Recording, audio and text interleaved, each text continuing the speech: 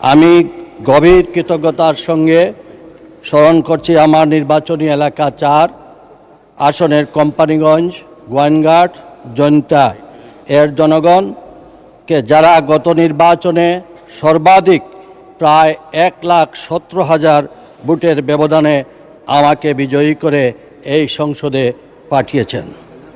তাদের ভালোবাসা, আস্থা ও সমর্থনের প্রতিদান দেওয়া আমার রাজনৈতিক ও নৈতিক দায়িত্ব। আমি তাদের প্রত্যাশা পূরণে সর্বশক্তি নিয়োগ করব ইনশাআল্লাহ। একই সঙ্গে আমাকে মন্ত্রিসভার সদস্য হিসাবে দায়িত্ব দিয়ে দেশের সেবা করার সুযোগ করে দেওয়ায় মাননীয় প্রধানমন্ত্রী জনাব তারেক রহমানের প্রতি আমি আন্তরিক কৃতজ্ঞতা ও ধন্যবাদ জানাচ্ছি। তার নেতৃত্বে জনগণের প্রত্যাশা বাংলাদেশ গড়ার যে অঙ্গীকার, তার একজন ক্ষুদ্র কর্মী হিসাবে আমি নিজেকে সৌভাগ্যবান মনে করি। মাননীয় স্পিকার, দেশ আজ এক নতুন প্রত্যাশার পথে এগিয়ে চলছে। দীর্ঘদিনের স্থবিরতা, হতাশ ও বৈষম্যের অবসান ঘটিয়ে জনগণের জীবনযাত্রায় ইতিবাচক পরিবর্তন আনার জন্য বর্তমান সরকার স্বল্প সময়ের মধ্যেই নানা রকম পদক্ষেপ নিয়েছে।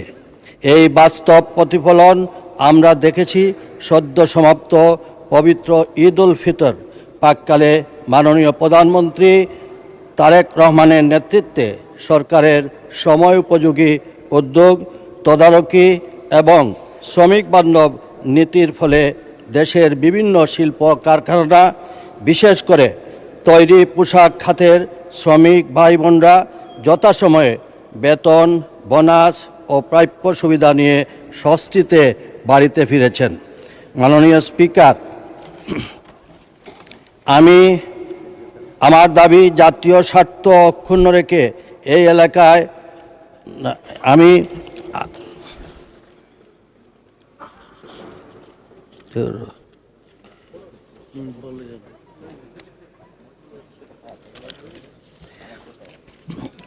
বাড়ি ফিরতে পেরেছেন। নতুন সরকারের মাত্র ১.৫-২ মাসের পথ চলায় একটি বড় সফলতা। আমি এজন্য মাননীয় প্রধানমন্ত্রীকে আন্তরিক অভিনন্দন, ধন্যবাদ ও কৃতজ্ঞতা জানাই। কারণ শ্রমিকের মুখে হাসি ফোটানো মানেই দেশের অর্থনীতিকে শক্তিশালী করা, উৎপাদনশীলতাকে এগিয়ে নেওয়া এবং সামাজিক স্থিতিশীলতা নিশ্চিত করা। মাননীয় স্পিকার, বিএনপি সরকার জনগণের মৌলিক অধিকার প্রতিষ্ঠা, কর্মসংস্থান সৃষ্টি, ন্যায্য মূল্য নিশ্চিতকরণ, সামাজিক নিরাপত্তা সম্প্রসারণ, সুশাসন প্রতিষ্ঠা এবং নির্বাচনী অঙ্গীকার বাস্তবায়নের লক্ষ্যে কাজ করে যাচ্ছে। কিন্তু দুঃখজনক হলেও সত্য, সরকারের এই ইতিবাচক অগ্রযাত্রা দেখে একটি স্বার্থান্বেষী মহল তৎপর হয়ে উঠেছে। কিন্তু মাননীয় প্রধানমন্ত্রী তারেক রহমানের নেতৃত্বে বিএনপি সরকার জনগণের প্রত্যাশা অনুযায়ী নির্বাচনী অঙ্গীকার বাস্তবায়নে অটল থাকবে। মাননীয় স্পিকার, আমার নির্বাচনী এলাকা সিলেট ৪ বাংলাদেশের অন্যতম সম্ভাবনাময় জনপদ। প্রাকৃতিক সৌন্দর্য, পর্যটন সম্ভাবনা, খনিজ সম্পদ, কৃষি সম্পদ ও মানব সম্পদে এ এলাকা ভরপুর। জাফলংয়ে অপার সৌন্দর্য, গোয়াইনঘাটের পাহাড়, নদী, ঝর্ণা, কোম্পানিগঞ্জের সম্ভাবনাময় অর্থনৈতিক ক্ষেত্র, সব মিলিয়ে এ অঞ্চল শুধু সিলেট নয়, সমগ্র বাংলাদেশের সম্পদ। এই অঞ্চলের মাটি থেকে উত্তোলিত গ্যাস ঢাকাসহ দেশের বিভিন্ন স্থানে শিল্প, বিদ্যুৎ, অর্থনীতির চাকা সচল রাখছে। কিন্তু অত্যন্ত পরিতাপের বিষয় যে এলাকার সম্পদ সারা দেশকে আলোকিত করেছে, সেই এলাকার বহু মানুষ এখনও প্রত্যাশিত গ্যাসের সুবিধা থেকে বঞ্চিত। আমার দাবি, জাতীয় স্বার্থ অক্ষুণ্ণ রেখে এই এলাকার প্রাকৃতিক সম্পদ থেকে অর্জিত মুনাফার ন্যায্য অংশ রয়্যালিটি স্থানীয় জনগণের জীবন মান উন্নয়নে ব্যয় করতে হবে।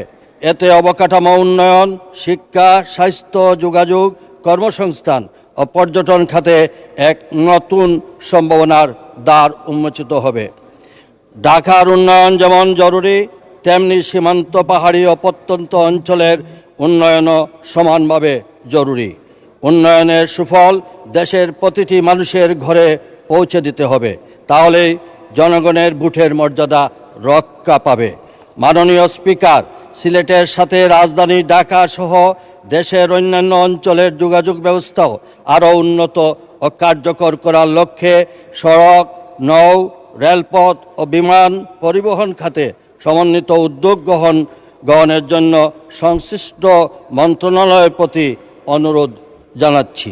একই সঙ্গে সিলেট অঞ্চলে ক্ষুদ্র মাঝারি শিল্পের পাশাপাশি বৃহৎ শিল্প প্রতিষ্ঠান স্থাপনের মাধ্যমে স্থানীয় জনগণের জন্য টেকসই কর্মসংস্থানের সুযোগ সৃষ্টি করতে প্রয়োজনীয় পদক্ষেপ গ্রহণের জন্য সংশ্লিষ্ট মন্ত্রণালয় ও বিভাগের সক্রিয় উদ্যোগ কামনা করছি।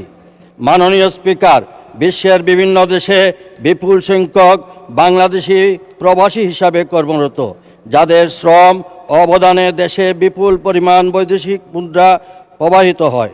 তাদের কল্যাণ নিশ্চিত করা এবং প্রবাসী জীবনের নানাবিধ কষ্ট ও দুর্ভোগ কমাতে বর্তমান সরকার অঙ্গীকারবদ্ধ। ভবিষ্যতেও প্রবাসী বাংলাদেশি ও দেশে অবস্থানরত তাদের পরিবারের উন্নয়ন সুরক্ষায় আমাদের প্রচেষ্টা অব্যাহত থাকবে। মাননীয় স্পিকার, আমি আবারও আমার নির্বাচনী এলাকার জনগণকে ধন্যবাদ জানাই। আমাকে যে দায়িত্ব দেওয়া হয়েছে তা আমি সততা ও নিষ্ঠার সাথে পালন করতে চাই। এই মহান সংসদের সহযোগিতা, মাননীয় প্রধানমন্ত্রীর দিক নির্দেশনা ও জনগণের দোয়া নিয়ে আমি দেশ ও মানুষের কল্যাণে কাজ করতে চাই। সেই সাথে আজকে আপনার মাধ্যমে সংশ্লিষ্ট মন্ত্রণালয়গুলোকে আমার নির্বাচনী এলাকা সহ সিলেটের সামগ্রিক উন্নয়নে আপনার দিক নির্দেশনা আশা করে আমার বক্তব্য শেষ করছি।